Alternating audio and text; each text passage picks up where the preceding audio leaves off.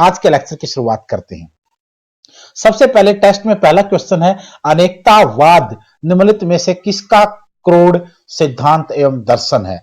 अनेकांतवाद निम्नलिखित में से किसका क्रोड सिद्धांत एवं दर्शन है? आज के लेक्चर में, आज के टेस्ट में कुछ मुश्किल क्वेश्चन मैंने रखे हैं क्योंकि बच्चे चाहते हैं कि थोड़ा सा क्वेश्चन का लेवल बढ़ा दिया जाए ताकि आप लोगों को स्टडी करने में थोड़ा मजा आए, और अगर नंबर कम आएंगे तो लगेगा कि हमें बहुत कुछ नहीं आता है, इसलिए कुछ सीखना चाहिए। इसमें आपका ऑप्शन बौद्ध मत, वैष्णव मत, सिख मत या जैन मत, इनमें से आपका आंसर कौन सा होगा, ये आइए देखते हैं। अनेकांतवाद का जो सिद्धांत है वो जैन मत के अकॉर्डिंग उनका क्रोड सिद्धांत एवं दर्शन माना जाता है। क्वेश्चन नंबर 362, चाणक्य किसका प्रधानमंत्री था? चंद्रगुप्त मौर्य का, अजात शत्रु का, अशोक का या फिर इनमें से कोई नहीं? आपका आंसर इसमें ए बी सी डी में से क्या रहेगा, ये आप देखिए। मैं आपको आंसर बता देता हूं।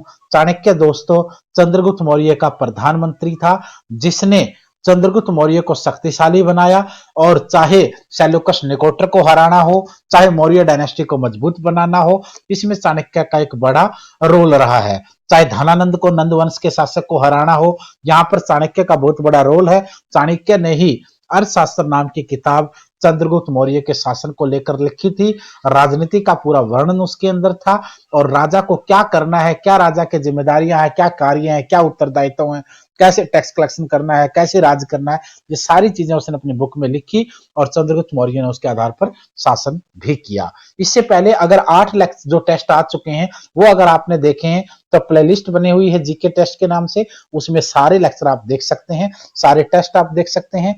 आप लोगों को डेली लेक्चर्स मिलते हैं, 5 बजे करंट अफेयर, 6 बजे पेडागोजी, जीके टेस्ट आपका 7 बजे और 8 बजे पॉलिटी होता है, लेकिन आज वो दिन में 2 बजे अपलोड की जा रही है। क्वेश्चन नंबर 363, कलिंग विजय के उपरांत अशोक महान ने निम्नलिखित में से किस धर्म को अंगीकार किया था, अंगीकार कर लिया था? अंगीकार का मतलब होता है स्वीकृत करना, एक्सेप्ट करना, धारण करना, स्वीकार करना। कलिंग विजय के उपरांत अशोका ने जब लाखों लोगों की मृत्यु और लाखों लोगों को घायल देखा तो उसका मन बदल गया, उसने युद्ध से तौबा कर ली और उसने बौद्ध धर्म को स्वीकार कर लिया। डी आपका आंसर रहेगा।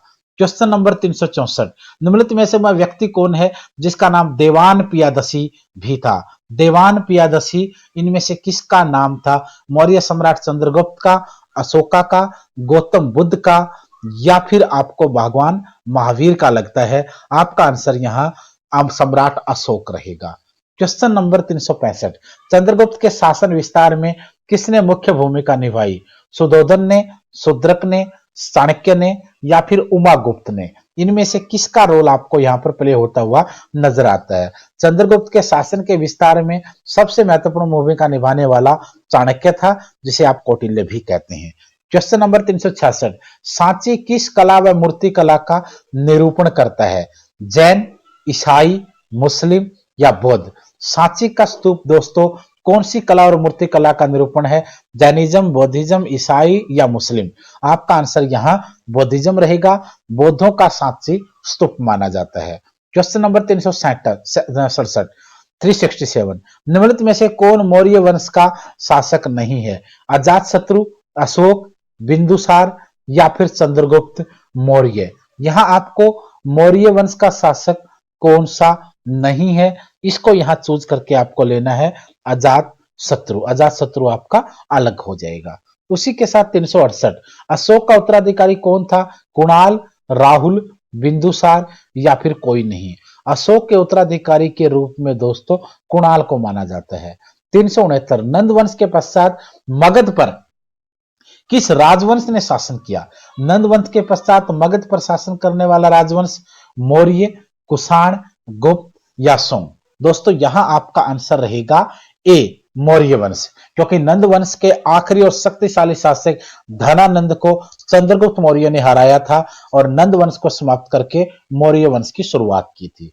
क्वेश्चन नंबर 370, किसने पाटलिपुत्र को पालीब्रोथ कहा? यानी पाटलिपुत्र को पालीब्रोथ किसने कहा? स्ट्रैबो ने कहा, मैगस्थनीज ने कहा, प्लूटार्क ने कहा या फिर एरिबन ने कहा? तो यहां आपका जो आंसर है दोस्तों वो बी रहेगा।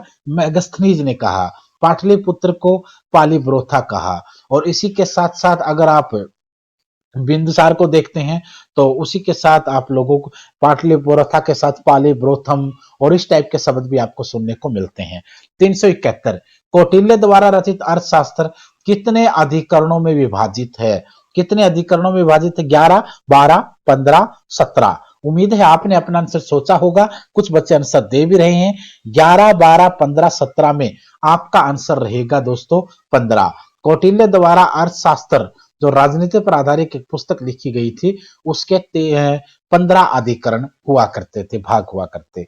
372 किस वंश के शासकों ने अक्षत्र प्रणाली का प्रयोग किया? अक्षत्र प्रणाली का प्रयोग करने वाला कौन सा वंश था? गुप्त, ईरानी, शक या हिंद यवन? यहां आपका आंसर शक रहेगा। क्वेश्चन नंबर 373 भारत में प्रथम बार सैनिक शासन व्यवहार में लाया गया। भारत में पहली बार सैनिक शासन व्यवहार में लाया गया ग्रीकों द्वारा, पार्थियनों द्वारा, मुगलों द्वारा या शकों के द्वारा? भारत में प्रथम बार प्रैक्टिकली सैनिक शासन को लाया गया ग्रीकों के द्वारा। ग्रीक समुदाय के द्वारा जब पहली बार शासन हुआ तो सैनिक शासन को प्रैक्टिकली लाया गया। जैसे समय समय पर कई देशों के अंदर सैनिक सत्ताएं रही हैं, हमारे पड़ोसी देश पाकिस्तान में तो समय समय पर सैनिक सत्ता आती रही है, चाहे मुशर्रफ का कार्यकाल हो चाहे और समय हो। क्वेश्चन नंबर 374 किस संग्रहालय में कुषाण कालीन मूर्तियों का संग्रह अधिक मात्रा में है? मुंबई में, दिल्ली में, मथुरा में या मद्रास में? दोस्तों इनमें से कौन से संग्रहालय में कुषाण कालीन मूर्तियां हैं? मथुरा संग्रहालय के अंदर। क्वेश्चन नंबर 375 किसने उल्लेख किया है कि नंदों ने अपना कोष गंगा की धारा में छिपा रखा था? किसने यह वर्णन किया कि नंदों ने अपना कोष या खजाना गंगा की धारा में छिपा रखा था? मामूलार ने, नकीरर ने, तिरुवल्लुर ने या इनमें से कोई नहीं? यहां आपका आंसर ए रहेगा, मामूलार। क्वेश्चन नंबर 376 गुप्त किसके सामंत थे? कुषाणों के, मौर्यों के, सातवाहन के या इनमें से कोई नहीं? यहां आपको अंदाजा लगा सकते हो आप लोग इस क्वेश्चन का, जिसके बाद कौन आगे चर्चा में रहा। गुप्त दोस्तों कुषाणों के सामंत हुआ करते थे। 377 क्वेश्चन भारतीय राष्ट्रीय कांग्रेस की पहली बैठक किस शहर में हुई थी? यहां आपका आंसर कलकत्ता, इलाहाबाद, अहमदाबाद और मुंबई में से डी रहेगा, मुंबई। डेट पूछेंगे 1885। कांग्रेस की स्थापना पूछेंगे 28 दिसंबर 1885। संस्थापक पूछेंगे ए ओ हयूम। किसके आदेश पर हुआ? लॉर्ड डफरिन के आदेश पर। पहला चेयरमैन पूछेंगे डब्ल्यू सी बनर्जी, रमेश चंद्र बनर्जी। इसके बाद अगला क्वेश्चन 378 निम्नलिखित कांग्रेसी नेताओं में से किसको भारत का महान वृद्ध, व्योवृद्ध या फिर grand old man of India कहा जाता है? बाल गंगाधर तिलक को, मदन मोहन मालवीय को, दादा भाई नौरोजी को या महात्मा गांधी को? यहां आपका आंसर होगा दोस्तों दादा भाई नौरोजी, सी आंसर होगा। चाहे भारत में प्रति व्यक्ति आय और राष्ट्रीय आय के आंकड़े देने वाला हो, दादा भाई नौरोजी आंसर रहेगा। Grand old man of India पूछेंगे, दादा भाई नौरोजी आंसर रहेगा। इंग्लैंड में कॉमन हाउस का मेंबर बनने वाला पहला भारतीय बोलेंगे, दादा भाई नौरोजी आएगा। ड्रेनेज इकोनॉमी थ्योरी कहेंगे, दादा भाई नौरोजी आंसर आएगा। बहुत से आंसर इस इंसान के बारे में सुनने को मिलते हैं। एक बेस्ट व्यक्ति, एक इकोनॉमिस्ट भी रहा है और राजनीति भी रहा है। क्वेश्चन नंबर 379 किस गवर्नर जनरल के कार्यकाल के दौरान भारतीय राष्ट्रीय कांग्रेस बनी थी? तो यहां मैंने आपको पहले बताया ए ओ ह्यूम ने कांग्रेस की स्थापना की, लेकिन किसके आदेश पर? लॉर्ड डफरिन के आदेश पर। यह उस समय गवर्नर जनरल था। क्वेश्चन नंबर 380 भारतीय विश्वविद्यालय अधिनियम 1904 किस वायसराय के काल में पारित किया गया? 1904 आप याद रखिए, 1904 किस वायसराय के कार्यकाल में हुआ? इससे Lord William Bentinck, Lord Ripon, Lord Dufferin, Lord Curzon. अब लॉर्ड विलियम बेंटिक हो, रिपन हो या डफरिन हो, ये तो आपको 1800 से लेकर के 1899 का जो कार्यकाल है यानी 19वीं सदी में है। लेकिन यहां आपको अगर 4 याद ना भी हो ना तो सोच लेना कि बंगाल विभाजन कब हुआ था? 1905। किसने किया? Lord Curzon. तो 4 में कौन था? ऑटोमेटिकली लॉर्ड कर्जन ही था। 1899 से लेकर के 1905 तक लॉर्ड कर्जन रहा। तो ये उसी के समय में विश्वविद्यालय भारतीय विश्वविद्यालय अधिनियम, इंडियन यूनिवर्सिटी एक्ट बनाया गया था। तो आप बताइए किस बच्चे को कितने आंसर आए, वीडियो आपको कैसी लगी ये भी आप बताएं, लाइक भी करें और हर रोज इस टेस्ट का वेट करें और अच्छी मेहनत किया कीजिए ताकि आप लोगों को अच्छे नंबर मिल पाए। डे भर में पूरे दिन के अंदर 4 से 5 जो लेक्चर अलग अलग आते हैं, कभी टेस्ट के रूप में, कभी पेडागोजी के क्वेश्चंस होते हैं, कभी पॉलिटी होता है, कभी हिस्ट्री होता है, कभी ज्योग्राफी होता है, तो इन और करंट अफेयर्स वगैरह होती हैं, तो इनको देखते रहा करिए, साथियों के साथ शेयर कीजिए। स्टडी मटेरियल चाहिए तो इस नंबर पे कॉल करके ऑर्डर बुक करें, 500 रुपए का होली का ऑफर आपको अवेलेबल हो जाएगा। तो आज के लिए इतना ही था, कल फिर मिलेंगे। धन्यवाद, शुभकामनाएं।